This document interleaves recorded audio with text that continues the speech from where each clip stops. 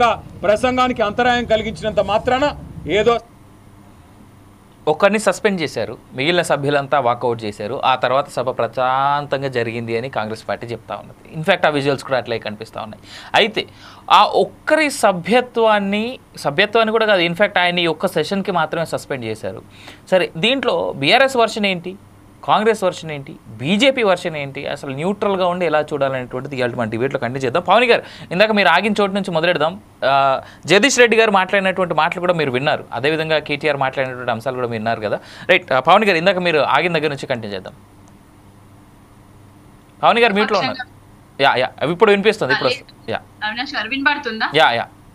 కాంగ్రెస్ ప్రభుత్వం ఏకపక్షంగా నిర్ణయాలు తీసుకుంటుంది. నియంతృత్వ పోకడలు జరుగుతున్నాయి, సభ సాక్షిగా నియంతృత్వ పోకడలు జరుగుతున్నాయి. ఇప్పుడు జగదీశ్వర్ రెడ్డి గారు ఏం తప్పన్నారండి అంటే, నువ్వు ఇచ్చిన 6 గ్యారంటీల గురించి, నువ్వు ఇచ్చిన హామీల గురించి నిలదీస్తే తట్టుకోలేక ఇవన్నీ సస్పెన్షన్లు. ఇది వరకు జగదీశ్వర్ రెడ్డి గారు అంటే సభ జరిగినప్పుడు విద్యుత్ మీద ఎంత అనర్గళంగా మాట్లాడి వాళ్ళు అంటే సమాధానాలు చెప్పలేకపోయినరో అందరికీ అర్థమైంది. ఇంకొకటి, విద్యుత్ రంగంలో ఏదో స్కాములు జరిగినాయి అనేసి మాట్లాడినందుకు ఆయన ఏ విధంగా ఆయన మాటలతోటి వీళ్ళని తిప్పి కొట్టినరో, లెక్కలతోటి మరీ నిరూపించిండ్రో అనేది తెలుసు.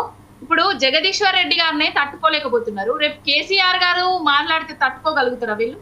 అంటే బయట జర్నలిస్టులు మాట్లాడితే వాళ్ళని అక్రమంగా అరెస్టులు చేపిస్తారు, రైతులు మాట్లాడితే వాళ్ళని ఏదో విధంగా నయానో భయానో భయపెడతారు. ఇప్పుడు సభల ఎమ్మెల్యేలు మాట్లాడినా కూడా, ప్రతిపక్ష ఎమ్మెల్యేలు ప్రజలు పడుతున్న కష్టాలను కాంగ్రెస్ దృష్టికి తీసుకుపోయినా కూడా వీళ్ళు సస్పెన్షన్ చేస్తారు. మరి ఏంటి అధికారంలోకి వచ్చింది సస్పెన్షన్ చేయడానికి, అరెస్టులు చేయడానికి, సభను జరగకుండా చూడడానిక, ప్రతిపక్ష గొంతులను నొక్కడానిక?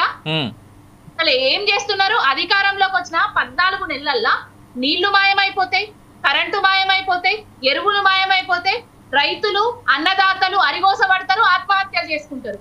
ఇదేనా ప్రజాపాలన? ఇదేనా ఇందిరమ్మ రాజ్యం? ఇదేనా కాంగ్రెస్ తీసుకొస్తా అన్న తెలంగాణలో మార్పు? అసలు 10 సంవత్సరాలలో ఒక్కరోజన్నా పంటలెండు చూసినామా మనము? ఎరువులు దొరకక చెరుపులు లైన్లలో పెట్టుకున్న చూసినామా మనము? ఆడబిడ్డలకు నువ్వు ఇస్తా అన్నది 2500, 1,00,00,000 మందిని కోటీశ్వర్లను చేస్తా అని చెప్పారు. ఒక్కరినన్నా కోటీశ్వర్ను చేసిండా? 14 నెలలల్లో ఇచ్చిన హామీలను నెరవేర్చాడు, అడిగిన వాళ్ళను అరెస్ట్ చేస్తాడు, అడిగిన వాళ్ళను సస్పెండ్ చేస్తాడు. మాటలు మాట్లాడే సమయమే ఇయ్యరు. గాలి మోటార్ల మీద ఢిల్లీకి పోతారు, చక్కర్లు కొడతారు. సభకు రాని ముఖ్యమంత్రి ఎందుకండి? ఇప్పుడు సభ జరుగుతుంటే ఢిల్లీలో పోయి ఏం చేస్తున్నాడు ఈ ముఖ్యమంత్రి అనేట ఆయన? ఏకపక్ష నిర్ణయాలు. ప్రతిపక్ష పార్టీలతో ఏమైనా చర్చించిండ్రా? ఆయన ఎట్లా సస్పెండ్ చేస్తారండి జగదీశ్వర్ రెడ్డి గారిని? ఆయన వాగ్దాటిని తట్టుకోలేకనే, ఆయన వేస్తున్న ప్రశ్నలను తట్టుకోలేకనే ఈ విధంగా చేస్తున్నారు తప్ప ఏది లేదు. సమన్యాయం అన్నారు, ప్రజలన్నీ గమనిస్తున్నారు. ఏ న్యాయం జరుగుతుంది, ఏం జరుగుతుంది అనేది ప్రజలందరూ గమనిస్తున్నారు.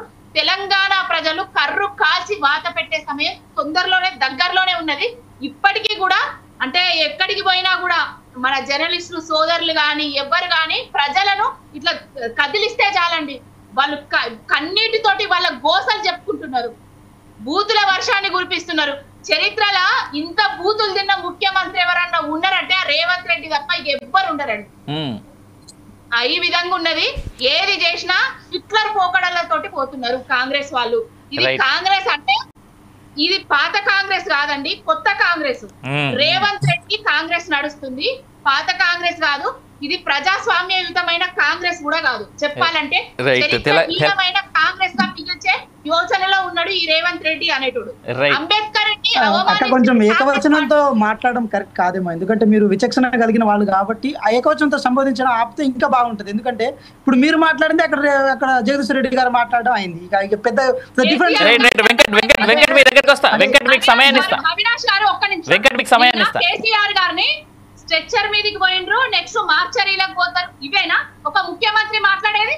ఏం మార్చరీ అని చెప్పిండు. మార్చరీలకు పోతారు ఏంటి? ఇదేనా మాటలు?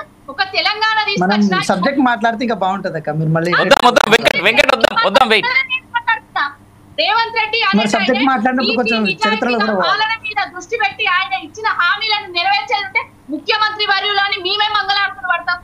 తెలంగాణ ఆడబిడ్డలం మేమందరం 200 బస్సులను తీసుకొచ్చుకొని ఆ ఫ్రీ బస్సులలో ఆడబిడ్డలందరినీ తీసుకొచ్చి 2500 ఇచ్చినందుకు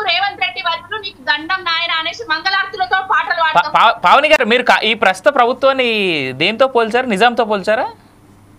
హిట్లర్ అండి. హిట్లర్తో పోల్చారు. Okay yes. రైట్. నేను మళ్ళీ మీ దగ్గరకు వస్తా, ఒక్క నిమిషం.